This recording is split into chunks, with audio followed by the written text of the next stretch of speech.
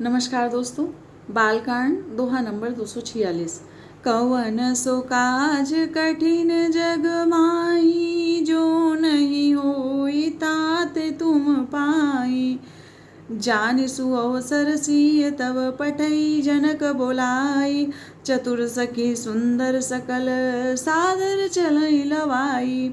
तब सुअवसर जानकर जनक जी ने सीता जी को बुला भेजा। सब चतुर और सुंदर सखियां आदरपूर्वक उन्हें लिवा चली। कवन सो काज कठिन जग माही, जो नहीं होई तात तुम पाई। सिय शोभा नहीं जाई बखानी, जगदम्बिका रूप गुण खानी। उपमा सकल मोहि लघु लागी, प्राकृत नारी अंग अनुरागी। रूप और गुणों की खान जगत जननी जानकी जी की शोभा का वर्णन नहीं हो सकता। उनके लिए मुझे काव्य की सब उपमाएं तुच्छ लगती हैं, जो कि वे लौकिक स्त्रियों के अंगों से अनुराग रखने वाली हैं, अर्थात वे जगत की स्त्रियों के अंगों को दी जाती हैं। काव्य की उपमाएं सब त्रिगुणात्मक माइक जगत से ली गई हैं। उन्हें भगवान की स्वरूपा शक्ति श्री जानकी जी के अप्राकृत चिन्मय अंगों के लिए प्रयुक्त करना, उनका अपमान करना और अपने को उपहासास्पद बनाना है। सिय बरनीय ते उपमा देई, कुकबि कहाई अजसु को लेई। जो पट तरियती समसिया, जगयसी जुबती कहाँ कमनिया।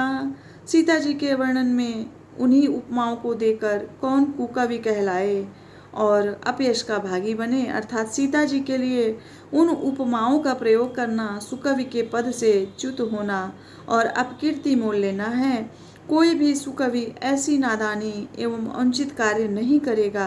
यदि किसी स्त्री के साथ सीता जी की तुलना की जाए तो जगत में ऐसी सुंदर युवती है ही कहाँ, जिसकी उपमा उन्हें दी जाए। गिरा मुखर तनय रद भवानी, रति अति दुखित या तनुपति जानी। बिस बारुनी बंधु प्रिय ने जेही, कही रमा सम किमि भय देही। पृथ्वी की स्त्रियों की तो बात ही क्या, देवताओं की स्त्रियों को भी यदि देखा जाए तो हमारी अपेक्षा कहीं अधिक दिव्य और सुंदर हैं। तो उनमें सरस्वती जी बहुत बोलने वाली हैं। पार्वती अर्धांगिनी हैं, अर्थात अर्ध नारी नटेश्वर के रूप में उनका आधा ही अंग स्त्री का है, शेष आधा अंग पुरुष शिव जी का है। कामदेव की स्त्री रति पति को बिना शरीर का अनंग जानकर बहुत दुखी रहती हैं, और जिनके विष और मद्य जैसे समुद्र से उत्पन्न होने के नाते प्रिय भाई हैं, उन लक्ष्मी के समान तो जानकी जी को कहा ही कैसे जाए। जौ छवि सुधा पायो निधि होई, परम रूप में कच्छप सोई।